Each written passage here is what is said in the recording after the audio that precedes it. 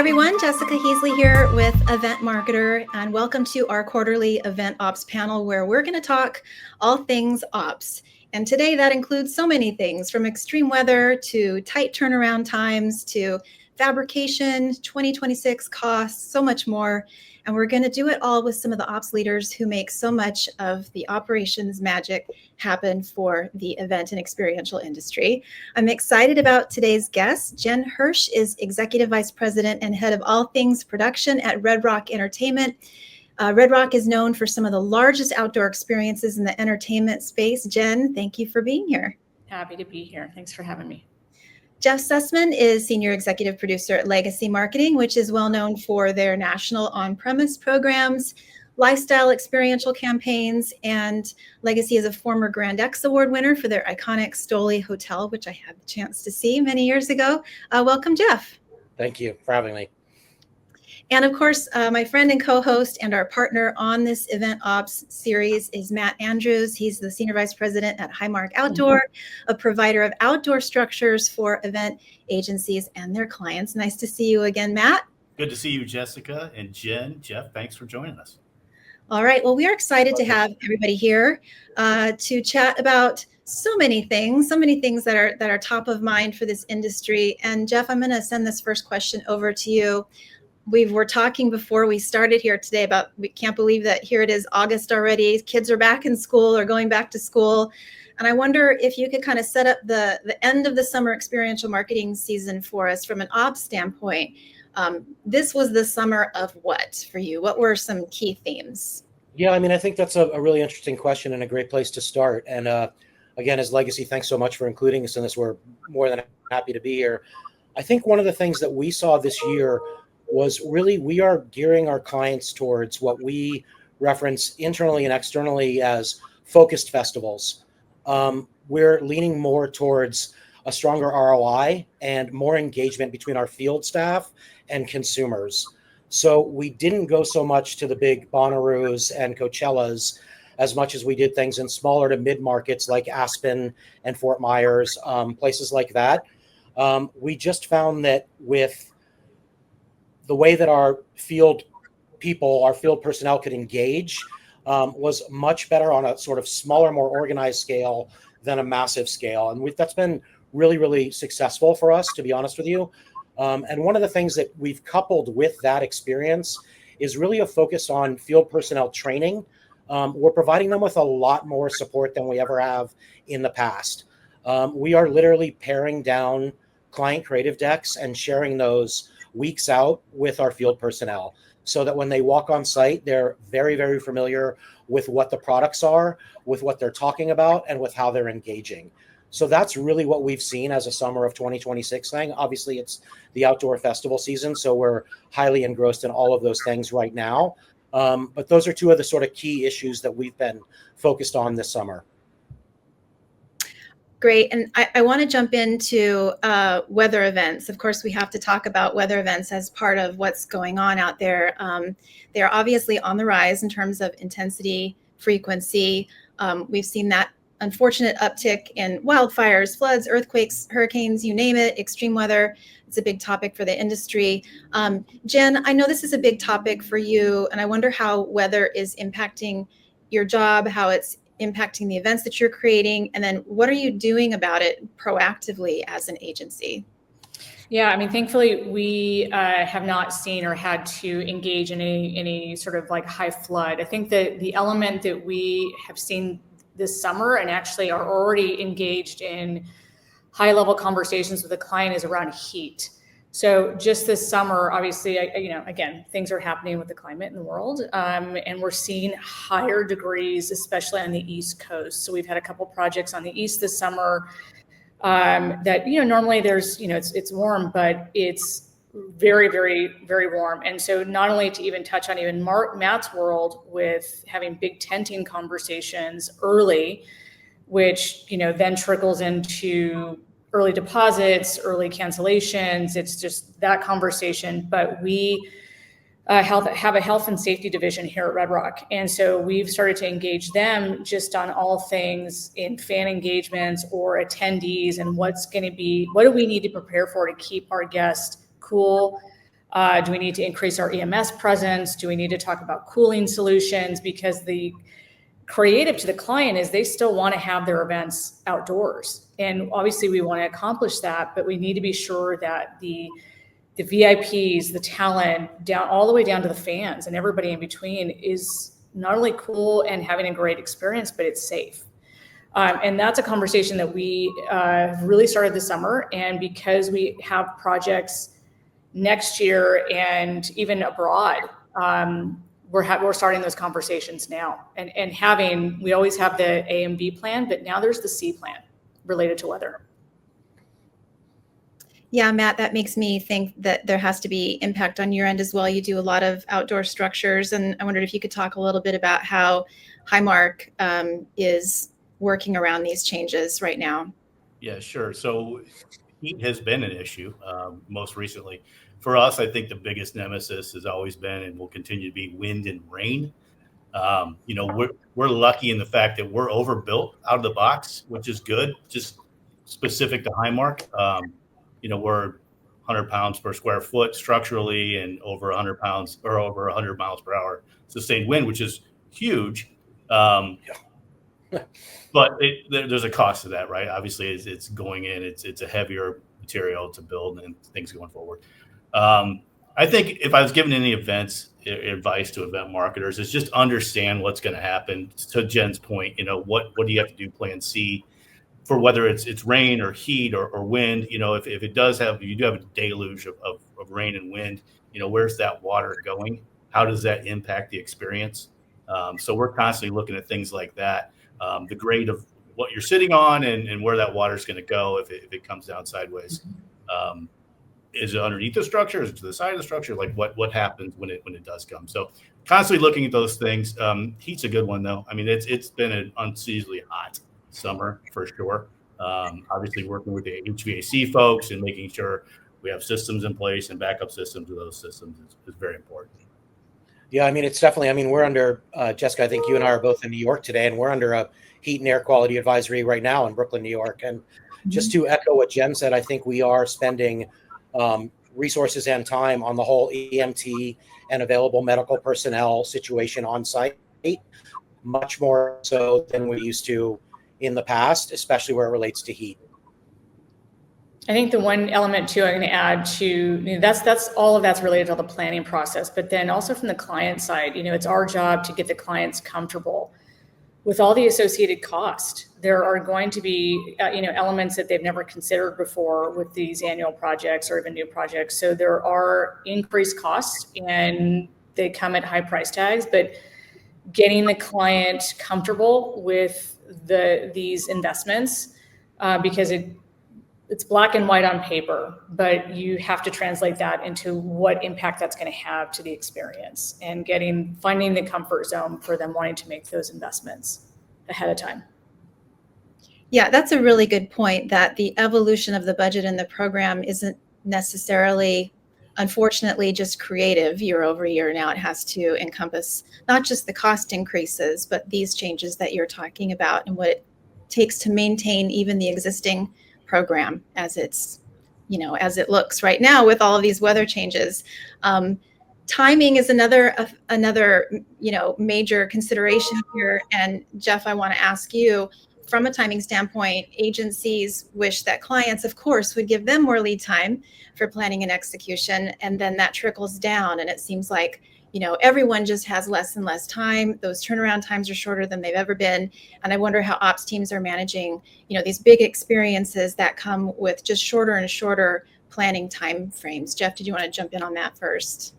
Yeah, sure. And I did just want to put another comment in on the contingency plans for weather. We're seeing, as I'm sure everyone on this call is, that we're also having to plan our staff and production travel accordingly for weather contingencies all the time.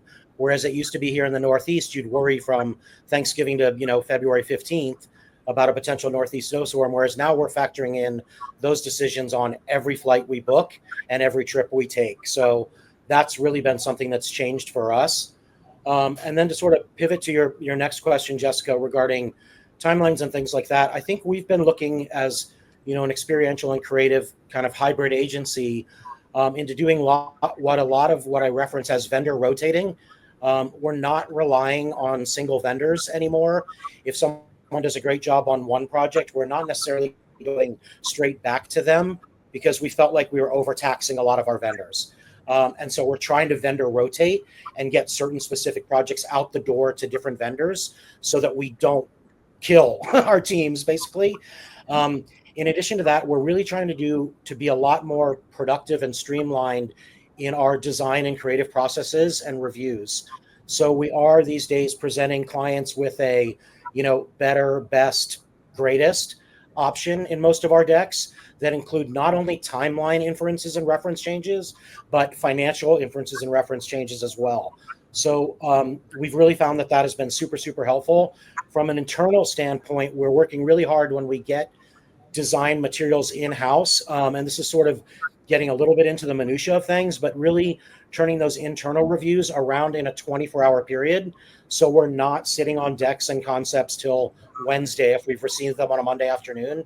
And we've really found that helps us really tighten up our timelines and streamline them so that we can get to client reviews faster and give people more time on the back end to actually create and develop concepts. Matt, obviously those tight timelines trickle down. As I mentioned, they create thinner timelines for the suppliers who handle the structures for all of these experiences. Wondering how Highmark has adjusted to move faster when the agencies, call in an order for an outdoor structure on a tight timeline. Yeah, so we're very much a system orientated structure. So we have a collection of Legos that go together a certain way on a certain grid. The good news there is, even though it's big and it can be a double deck or a single story or whatever, it very much follows a path, right? So what we've done internally is we have a whole secondary team in our rental department. Most of the materials rental, but the secondary team, and all they do is what we call rental refurb, right? So we do our pull and preps on the back end, meaning so if it goes to an event, it comes back, the structure, our guys, that team is going through that structure when it comes off the truck. So they're checking all the holes and threads and things like that and cutting things down if it's no longer usable and turning it into something else. And it goes on the shelf ready to go again. So our pull and prep then becomes very small for, hey, we need something in 3 weeks. Now that generally doesn't happen, but we can do it, right? Because it's sitting on the shelf ready to go. So that's one of the things that we've done to try to combat, quick lead times. Jeff said it best. So, I mean, we love working with folks like Jeff that, are just going to be completely transparent about here's what we're doing with the client right now. Here's when we expect sign off. Here's when we expect this. And then, we can work together on that last Monday, whatever it's going to be.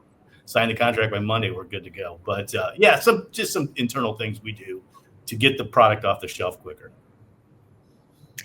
Jen, question for you, and this is about getting a seat at the table for ops professionals, because in the time I've been an event marketer almost 20 years, and in that time this is something we've seen change, and I'm wondering if you're seeing this as well, that brand side clients are asking ops to be in the room during agency pitches.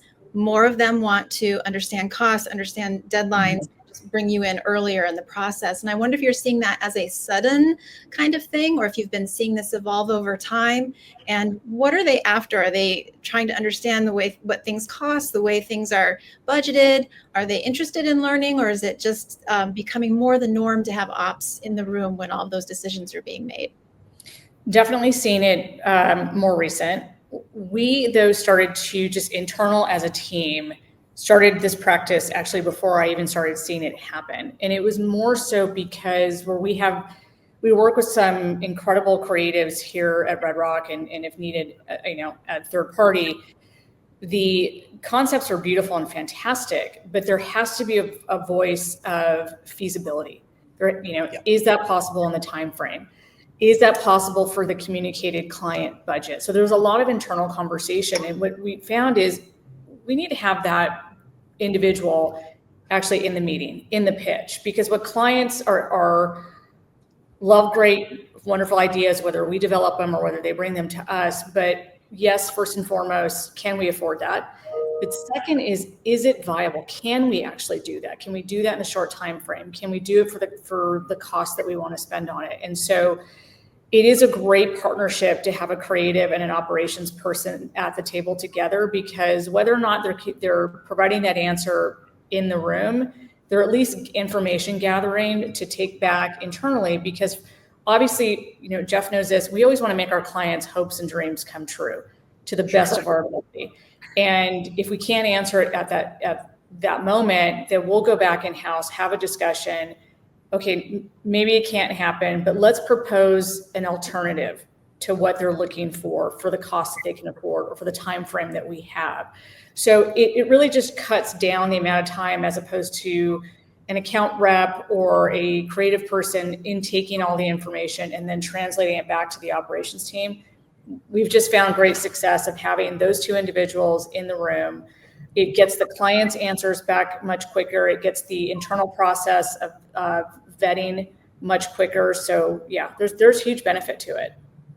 Yeah, I definitely agree with Jen on literally everything you just said. Excuse me, I don't think I could have nodded enough during that response, but it certainly is. It's excellent to have production people in with account teams and clients from the outset. And I think you mentioned a really excellent nuance to those conversations. Is it's not like as a production person that we're sitting in those meetings trying to do in real-time feasibility study on what they're asking for, but being able to regroup with creatives and account people post that client in-face meeting and discuss what is feasible and what can be created. Because if all of us know, as ops and production people, we are literally the last mile. It's our job to make this creation come true on site. And so having input and a voice in those conversations is extremely important. And then just to, sort of echo back to Jessica's original question, I think Jen, you were saying the same thing too, that we also sort of prepped for this movement in the marketplace, as it were, but it definitely is something that has been evolving over time recently, and something that I think has been, a client learning experience as to why ops and production people are chiming in on group calls, meetings, and creative. Yeah, Matt, are you seeing the same? Are you seeing event marketers wanting to or engaging in speaking ops more than in the past? Yeah, and we love it. I mean, absolutely. So with structures, we're always dealing with ops and producers anyway, right? That's who we're talking to. It's pretty rare that we actually get a seat at the table with an account team or a creative team. They might be on a call or something like that, but that's you guys, Jen and Jeff's teams are the ones we're talking to anyway, right? So that, having that information or those calls, those conversations before the pitch or during the pitch is super important. I would say, I guess if I could offer some advice, just do a little pre-call before you even talk to the client with your supplier, even if it's something that you've done for the last 3 years together, right? Just hit it again and again and go into that meeting with that information. But can't. It's so paramount to have ops people in those calls, and we love to hear it. I'm going to shift gears a little bit and talk about costs, everyone's favorite topic. And Jeff, you partner closely with fabricators. I'm wondering how you're working a little bit differently with builders to keep those costs in check and those timelines doable, given all of the volatility that is going on in the market. Yeah, we are definitely seeing mad across the board increases on anything production related, gear, fabrication, materials, etc. Without going into the political side of it, the hope and hold on everything with tariffs going on in the markets right now it's like gas at a gas station. When prices go up, it's already in the ground, but prices are already being driven by just the thought and conversation of X, Y, and Z. It's lengthened a lot of our delivery times, which obviously is a frustration. I think that materials and other such items are just not as readily available as they used to be in some marketplaces. So those are some of the biggest challenges that we're facing currently from a fabrication and build out perspective. I do think one thing that we have seen is with, and this is getting into a very production specific instance. And I don't know if Matt and Jen are seeing this as well too, but with the advent and real takeover of things like LED lighting and video tiling, we're really seeing costs coming down from an AV perspective on long-term rental gear and customized fabrication of AV equipment, because prices are just dropping out on the bottom of that type of gear and equipment. So that is something that's been beneficial to us. And what that's allowed us to do is, keep a year over year price point, but increase the visual optimization that clients expect by adding more in, because we're getting the same for less, if that makes sense. And the one other thing that we're seeing being driven by this kind of is a hybrid response to the climate changes that we're seeing and just rising costs across the marketplace is our T&E is going up across the board. Flights are dramatically more expensive for traditional routes than they ever were. Based on weather and other concerns, we're having to get people into markets earlier. We're finding that even if you're in, what you used to be considered a reasonably priced city, your hotel bills are mirroring New York costs these days, and the same with meals. In addition to that, I think we've found that there's an increased level of expectation from our clients that they have people, operations and production people on site that are recognizable to them. So we are traveling more people to shows than we ever have before, because we are literally getting in-face client requests to have the same A1 on jobs. And they want them there and they want them in the room. So that is also driving up our per day costs, because we're just relying less and less on local labor. Yeah, Jen, what are you seeing out there? And any of the same topics or different things keeping you up at night? Similar. I think there's three topics that Jeff commented that we're seeing. And one, the increased costs that we are starting to see really is around labor and trucking. Because again, the political climate right now, and we've got, Matt, I don't know if you're experiencing this, a lot of our, flooring, tenting vendors, a lot of their hourly hires are not available for various reasons anymore. And so they're having to do a lot of rehires, and sometimes the rehire costs are higher than the rate, which means that's a passed on cost to me as the client. So we are seeing labor increases, we're seeing trucking increases related to higher trucking vendors having to hire because the more affordable drivers are no longer available. Jeff, to your point, I'm just starting to see a little bit of reduced pricing on some of the AV gear, but I think what I'm equating that to is a little bit of a slower year that some of us have had. So there's a little bit more competition from the vendors. They're willing to be a little bit more cost competitive, so I can negotiate a little bit better. And then the same to Jeff's last point. I have clients who very much strongly request certain staff. It's that comfort level that they want to have in people that they know. And if we can support that, great, because obviously that's fantastic for relationship building, for ongoing business. But when we get into pinches and seasons where we're busy, sometimes we can't accommodate that. But yeah, that's what I'm seeing. I'd say at the risk of dropping a shameless pitch, Highmark has not raised any prices during this current climate. I recently watched our owner speak, Debbie Parrott, at an event, and she said something kind of cool. She said if you can't take a 10 or 15% hit, whether it's tariff or supply chain or whatever it is in your business, you probably shouldn't be running a business, right? So that's our kind of mindset right now on it. But Jen's right, labor has gone up for sure. There was the post-COVID supply chain issue with trucking, which it was just astronomical. And it came down. You're right. It's creeping back up for sure. Diesel prices, whatever that is. But there's some hard costs out there for sure. Yeah. And we're also, not to get into the politics of it, but we use a lot of nationwide staffing services in markets across the country. And we're really having trouble staffing through them at this point, for whatever reason, which, as a fallback leads us to have to travel people. Because we're just not finding a qualified, available labor pool in markets where we don't have super tight relationships. Yeah, Jeff, that leads me to looking ahead to 2026, and that might be something on this list for you, but I wonder if there's some specific costs that you can already tell are going to be up or down next year, that if for clients listening in or joining us, watching this LinkedIn Live, that they can prepare for with their budgets as they're looking ahead to next year.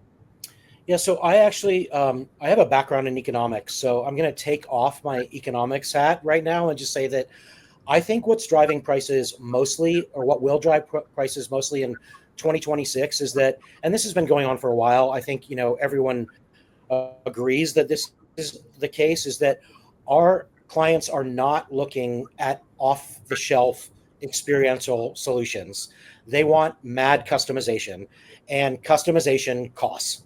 Customization takes time, customization is complicated, and customization is, expensive. So I think that'll be one of the big cost drivers that we see, is just a much higher level of technologically driven interactivity and huge customized fabrication costs, where people are not reskinning displays from even a quarterly trade show budget to an annual trade show budget, but are reskinning and recreating by show in some instances where, for example, one of our big clients is in, the commercial fabrication and construction products, and they have shows that focus on steel and shows that focus on insulation, and those displays are totally different, whereas they used to be a boxed, carted, one trade show, and they are not any longer. So I think those costs are definitely going up. And again, just to reiterate, our T&E costs across the board are going up, but those are the two big drivers that we are seeing right now.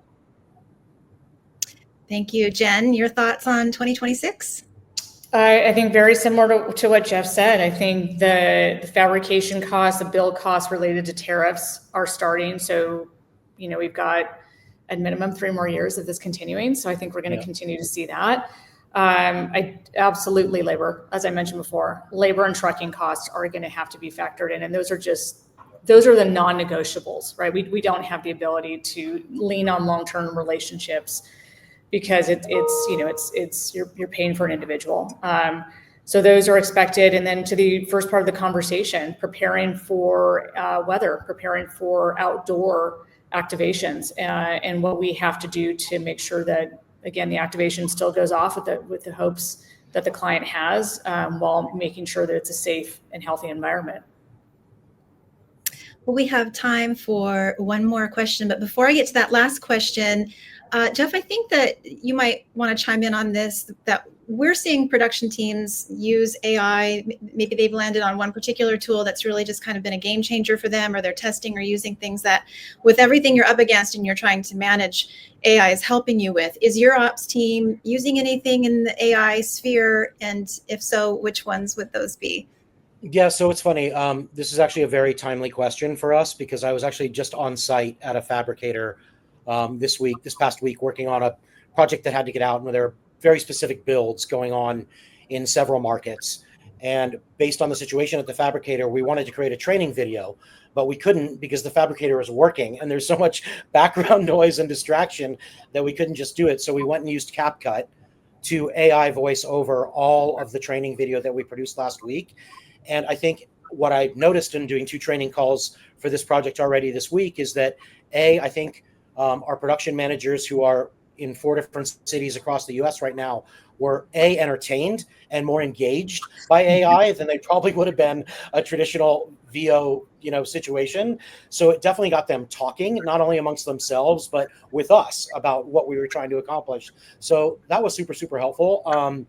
We have also used AI for some really basic scripting in our run of shows. If we're at a trade show, for example, and we are the overall production/ops teams, we will use ChatGPT and things like that for, raffle prize announcements throughout the afternoon. I also show call and hire show callers all the time for 4 and 5 day general sessions. I am nowhere near close giving over my Q to Qs and my show calling to anything that has anything to do with AI. So that's where I stand on that sort of issue presently. Yeah, show calling feels like a very human kind of activity to me. Yeah. Not doing it. Yeah. Okay, last question for you then, and this is hopefully a fun one. With your fellow ops community here to provide support, I'll be your therapist for the moment, but wondering, you can leave client names out, event names out, but just wonder if there's a kind of an ops story that it ended up working out, but you might have needed a little therapy once you got through it. Jeff, why don't you kick that off for us first? All right, so I'll try to be brief, and I'm certainly not sharing client names. But Jessica, you will be familiar with both of these locations.